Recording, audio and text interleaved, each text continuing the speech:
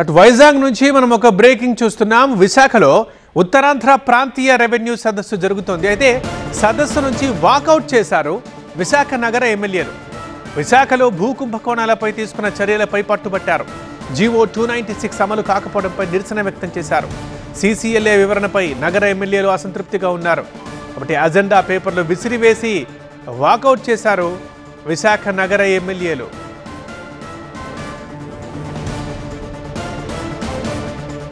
విశాఖలో ఉత్తరాంధ్ర ప్రాంతీయ రెవెన్యూ సదస్సు జరుగుతోంది. అయితే సదస్సు నుంచి వాకౌట్ చేశారు విశాఖ నగర ఎమ్మెల్యేలు.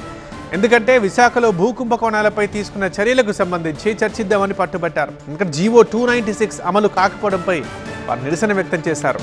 అందుకే అజెండా పేపర్లు విసిరేసి మరీ వాకౌట్ చేశారు ఎమ్మెల్యేలు.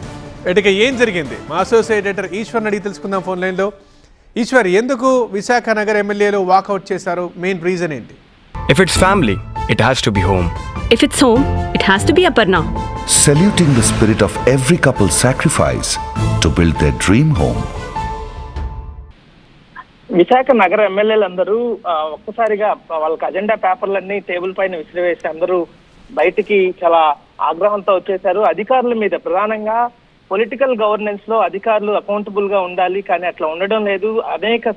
అనేక సమస్యల మీద రిపీటెడ్ గా అధికారులకు చెప్తున్నప్పటికీ కూడా వాళ్ళు ఆ సమస్యల పరిష్కార విషయంలో కేవలం మొక్కుబడిగా వ్యవహరిస్తున్నారే తప్ప సమస్య పరిష్కారమయ్యే దిశగా ప్రవర్తించడం లేదు. ఉదాహరణకి విశాఖలో 296 పేరుతో ఒక జీవోని గతంలో ఇచ్చారు. అది 100 గజాల్లోపు ఉన్న పేదలకి ఎవరైనా ఆక్రమించుకుంటే వాళ్ళకి సంబంధించిన రిజిస్ట్రేషన్ ఉచితంగా చేసించే ప్రక్రియ అది. దానికి సంబంధించి జీవో ఉన్నప్పటికీ కూడా అవి ఇంకా ఎమ్మెల్యేలందరూ ఎలక్షన్ ప్రామిస్లు ఇచ్చినారు, అవి కార్యరూపం దాల్చలేదు. అదే సమయంలో విశాఖ భూ లావాదేవీల మీద అనేక కంప్లైంట్స్ అనేక సార్లు వచ్చాయి. వాటన్నిటి మీద విచారణ జరిపించాలని చెప్పి గతంలో సిసోడియా అక్కడికి పర్యటించిన సందర్భంలో కూడా రెవెన్యూ కార్యదర్శిగా వాటన్నిటిని పరిష్కరిస్తామని చెప్పారు. సో ఇట్లాంటివన్నీ కూడా పరిష్కారానికి నోచుకోకుండా వచ్చినప్పుడు చెప్పి వెళ్తున్నారు తప్ప ఎందుకు మీరు చేయడం లేదంటూ అధికారులు నిలదీశారు. అదే సమయంలో ఫ్లైట్ టైం అయిపోతుందంటూ సిసోడియా వెళ్ళిపోతుందని కూడా అడ్డుకునే ప్రయత్నం చేశారు. కానీ ఆయన సాయంత్రం 5 గంటల సమయంలో ఆయన వెళ్ళిపోయారు. ఆ తర్వాత ఫ్లైట్ క్యాన్సిల్ చేసుకుని ఉన్నప్పటికీ కూడా సీసీఎల్ఏ జయలక్ష్మి ఎమ్మెల్యేలకి సంతృప్తి పరచలేకపోయింది, ఎమ్మెల్యేల ప్రశ్నలకి సమాధానం చెప్పలేకపోయింది. దీంతో పూర్తిగా ఇద్దరి మధ్య ఎమ్మెల్యేలు అదే సమయంలో అధికారుల మధ్య కొంత తీవ్రమైన వాదోపవాదాలు చోటు చేసుకున్నాయి. ఇట్లా అయితే మేము ప్రజలకు అకౌంటబుల్ కదా, మేము ఎలా సమాధానం చెప్పాలి, ప్రతిసారి ఇంకా చేస్తామని గత 2-3 ఎలక్షన్స్ నుంచి ఇదే హామీ ఇస్తున్నాం, అధికారులు చేయకపోతే ఎలా? దీన్ని ముఖ్యమంత్రి కూడా అనేక సందర్భాల్లో చాలా స్పష్టంగా చెప్పారు. ప్రజల సమస్యల పరిష్కారానికే ప్రథమ ప్రాధాన్యత ఇవ్వాలి. పొలిటికల్ గవర్నెన్స్ లో మీరు అధికారులు ఖచ్చితంగా ప్రజాప్రతినిధుల సమస్యలు పదే చెప్తున్న సమస్యల పట్ల మీరు పరిష్కార మార్గాన్ని చూపించాలని చెప్తున్నప్పటికీ కూడా మీరు చేయకపోవడం ఏంటని నిలదీశారు. దీంతో ఆ వాగ్వాదం తిరిగి పెద్దదై పేపర్లు విసిరివేసి వాళ్ళు వెళ్ళిపోయారు. దీంతో ప్రస్తుతం వాళ్ళ ఎమ్మెల్యేలు లేకుండానే మినిస్టర్ అక్కడ జరిగిన వివరాలను మీడియాకి వివరించే ప్రయత్నం చేస్తున్నారు. రైట్ ఈశ్వర్. అదే విశాఖలో ఉత్తరాంధ్ర ప్రాంతీయ రెవెన్యూ సదస్సు జరుగుతోంది. అయితే సదస్సు నుంచి ఉన్నట్లుండి వాకౌట్ చేశారు విశాఖ నగర ఎమ్మెల్యేలు. ఎందుకంటే విశాఖలో భూ కుంభకోణాలపై తీసుకున్న చర్యలపై వారు పట్టుబట్టారు.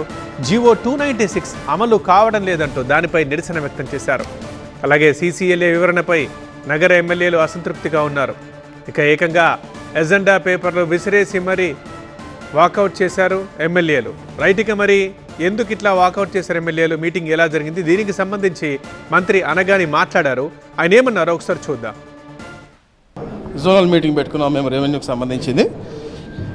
ఎక్కువగా గత 5 సంవత్సరాల్లో జరిగినటువంటి అవకతవకలు, మరి ముఖ్యంగా విశాఖపట్నం పరిసర ప్రాంతంలో ఏదైతే అభివృద్ధి చెందుతూ ఉందో భోగాపురం కానీ మనకి అనకాపల్లి ఏదైతే కొత్త ప్రాజెక్ట్స్ వస్తూ ఉన్నాయో ఆ ప్రాంతాల్లో పేదలకు చెందినటువంటి భూమి వాళ్ళకి తెలియకుండా అన్యాయంగా భూ కబ్జా చేయటం కానీ, లేకపోతే